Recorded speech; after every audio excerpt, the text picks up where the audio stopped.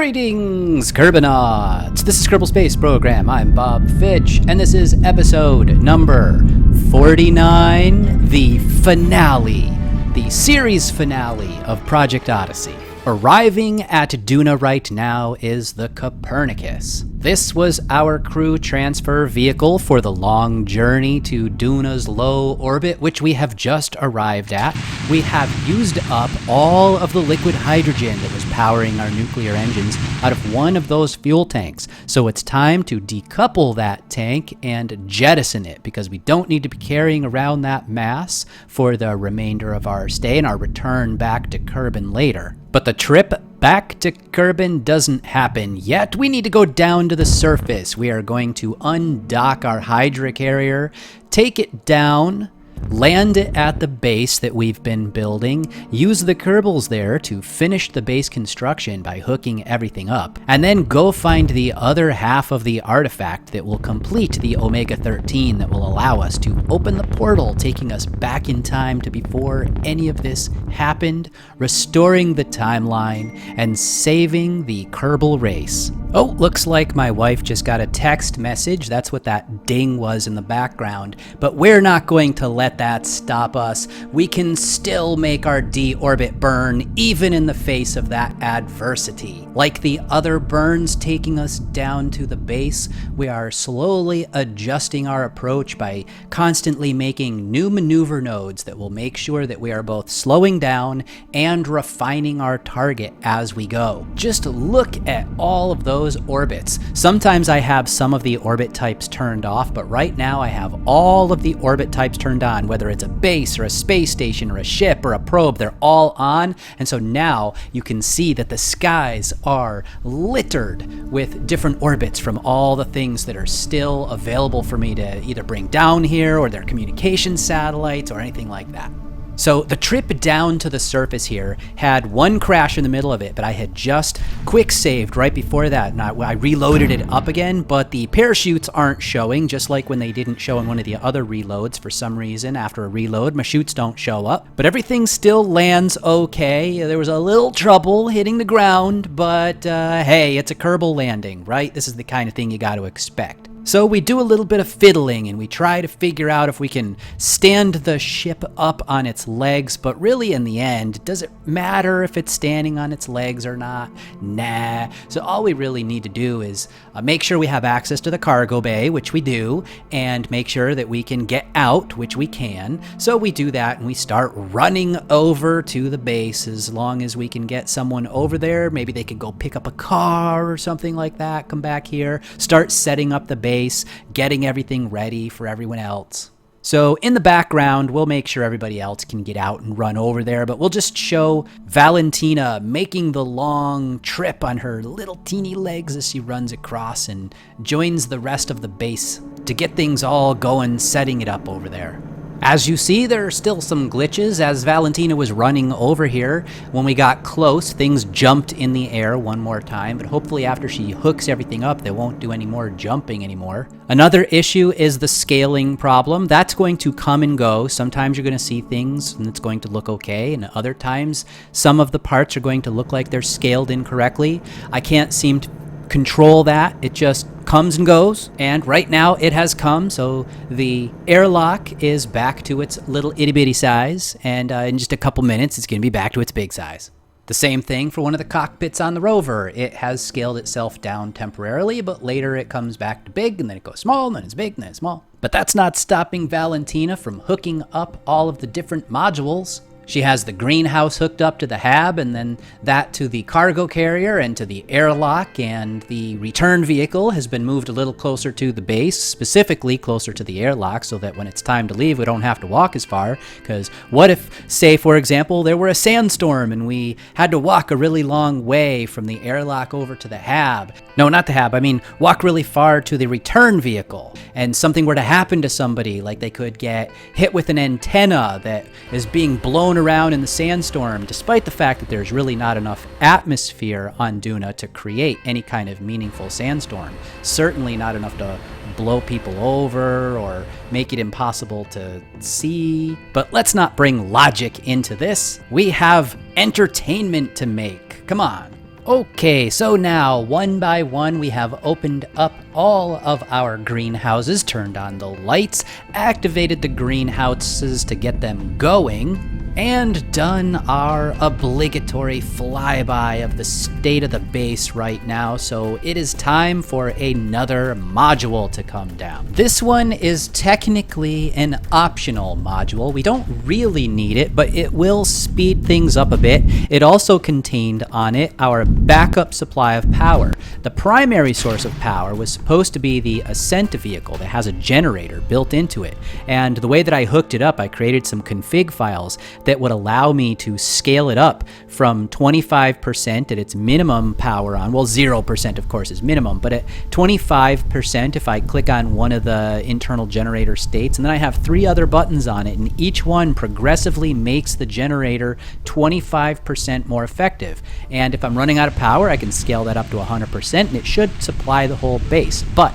if something were to have happened to it, we had the backup supply, which was the solar panels on top of the science facility. This was one of my easier landings, and that's a good thing because the science facility, as it gets closer to the base, is making things considerably more laggy. There are a lot of parts and a lot of docked ships and things. I'm going to have to go out and delete some of the local debris off the surface. Hope that speeds things up just a tiny bit. Remember those different vehicles that came down and they parachuted separately and they hit the ground and maybe exploded a little but didn't entirely explode, and they're just laying out there, and I can't scrap them because I'm not using USI. So they're just laying out there, increasing the local part count and making things a little bit slower. So we'll go out there and we'll just toss some of those away, pretend that they got scrapped, but really I'm just going to delete them from the tracking station. So now I hope you're paying attention to that part, because wasn't that cool right there how I used the infernal robotics to extend up the arm, but not just the arm for the solar panels, also the innards of the HAB module. Now it is sticking way up over the base of the HAB module so that we have extra room in there, and the Kerbals can go up top to look out through the observatory. Pretty cool. Now that we have a bunch of modules down on the ground, I probably should show a little bit about what's going on with those. This is what the airlock looks like. It had hidden under here the parachutes that helped it get down to the ground under these end caps right there. And it had on the back side a little tube that would connect it up to the rest of the base, and it has the racks on the side with a bunch of gear. And over on the other side, another one, an extra battery for the HAB, with the idea being that that's like an orbital replacement unit. And then we have this extra box for more cargo there. And this is the main way in and out of the base right here. We have that airlock piece right here. Other than that, the rest of this is one welded part, and that's the airlock. And that connects through the crew tube over to the habitation module. So we will take a look at the HAB module next. I have 2 versions of that. This is one version of it right here. Not the version we landed, but this one's a little bit more elaborate, so I thought I would show this one. You can see that this one has landing engines, sort of like a sky crane up on top that can decouple right here. It also has its parachutes all around the outside too, of course. An extra way in and out of it right there, and then 4 crew tubes that are all supposed to connect up to the rest of the base. Then they have this section up here that just connects to the top of the HAB. So this is not the version that has anything inside that extends up on Infernal Robotics. That's a different copy of this one. This one is around the outside of Duna right now, and it looks like we're not going to need to bring it in. But between this one and the one we did land, this chassis is still the same. So I can show you that. See this down here on the bottom, we have the wheels connected to this chassis. And this chassis is actually one welded piece that I thought would make landing these HABs easier if the wheels could attach to this standard chassis bit that had electrical power built into it.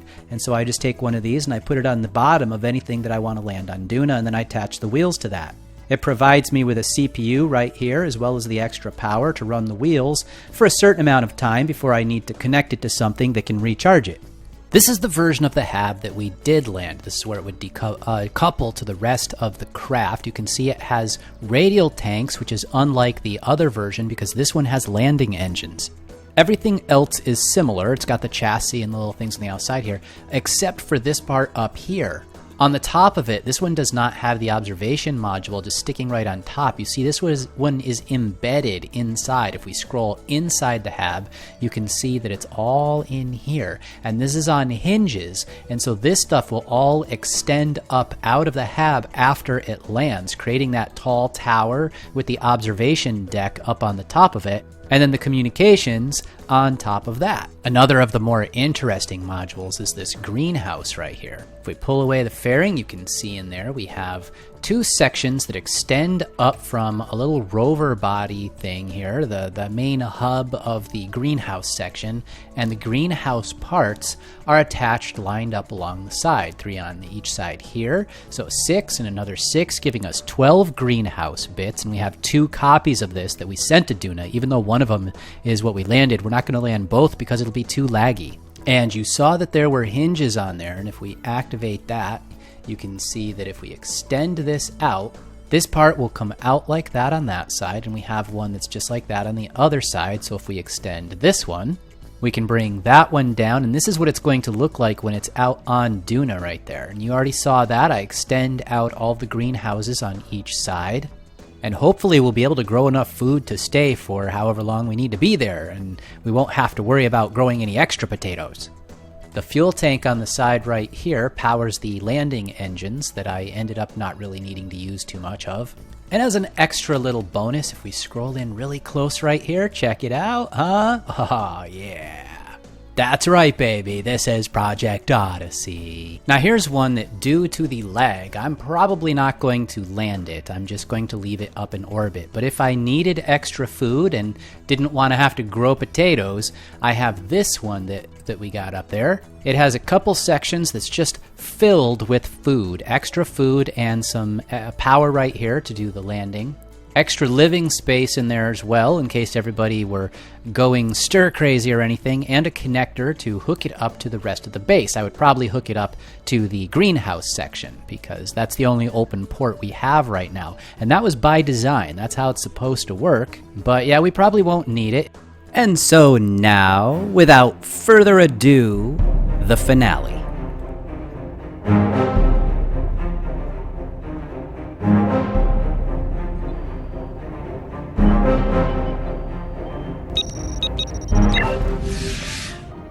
Please state the nature of the medical emergency. No emergency. I'm here for my latest results. All primary scans are clear.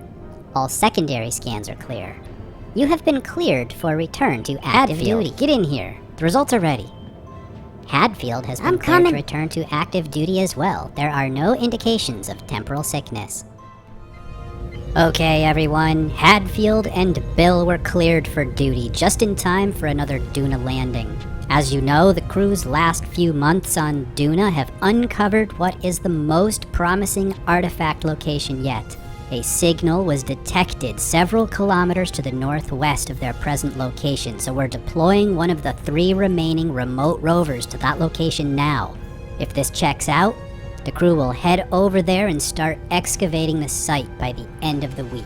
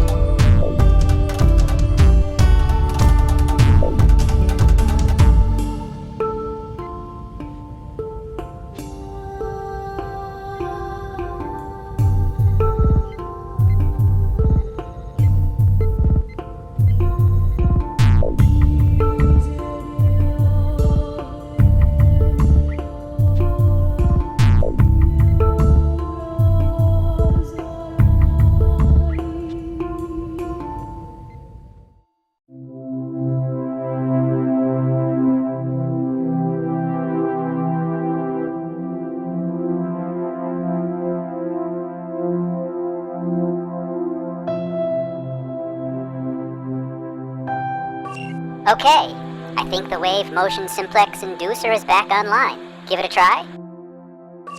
Yep, that did it. Hey, head back in. I just heard from Alpha Team. They say they've finished excavating the artifact. They're heading back now. In a couple days they'll be here and we'll head back up to the Kopernicus. Sounds good to me.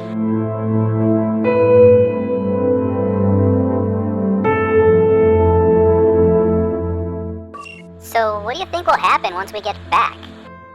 Well, according to Joseph's research notes, once we activate the device back on Kerbin, all the anomalies will close and we'll revert to a time before the first temporal event. I don't understand. Won't it all just happen again? If we go back to before it started, but we don't do anything to prevent it, we'll just endlessly loop through time. Kessler says he can strengthen the site of the first anomaly. Theoretically, the initial experiments that caused all this won't have the same effect the second time. The strengthened space-time will hold, and we'll go on like nothing happened. So all of this will have never happened? Right. And in our original timeline, Joseph would still be alive. Everyone would. Svetlana would go home, and her sister would be alive there. Alright, well, we better get ready for the trip home then. Everything is secure. Okay, get in here. We're just waiting on you now. Right, coming in.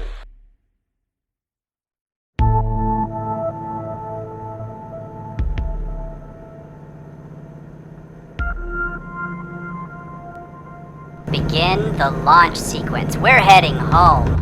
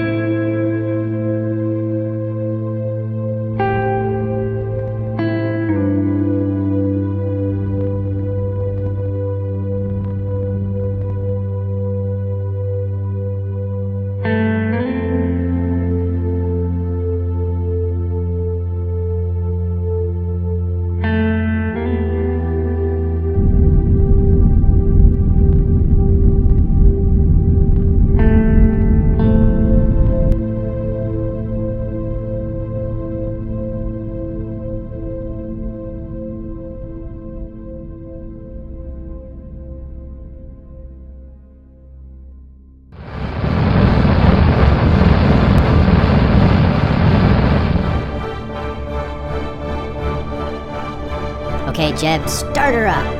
We're heading home.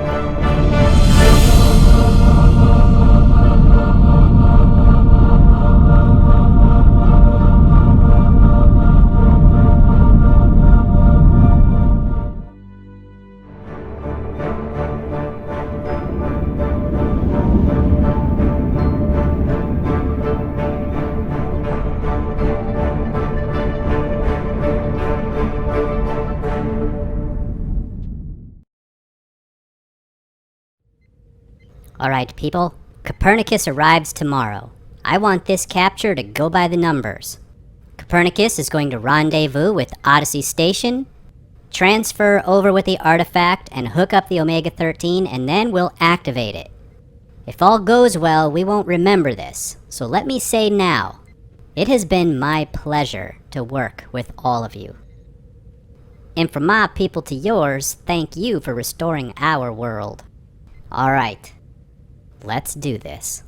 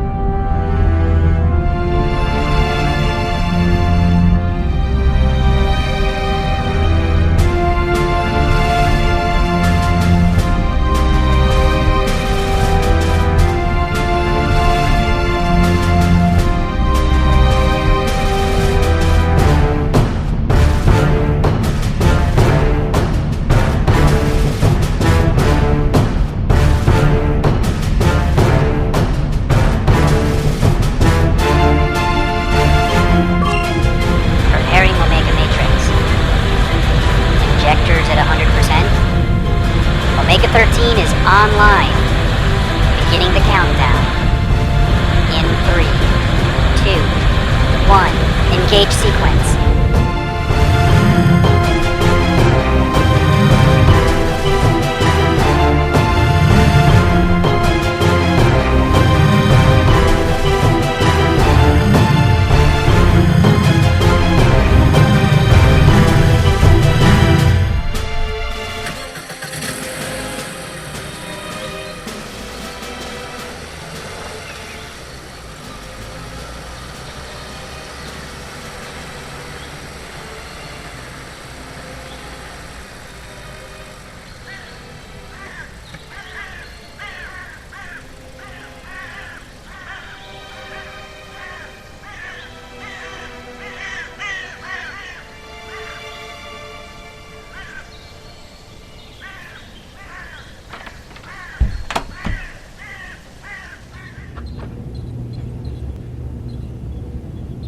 Are we ready for the next test? Yes, sir. Okay, extend the device. And activate the field emitter. How long to charge? 5 hours. Ready now, sir. Activate. What was that? A momentary power surge. Looked like it might have overloaded at first, but then it stopped. Okay, prepare the next test of the device.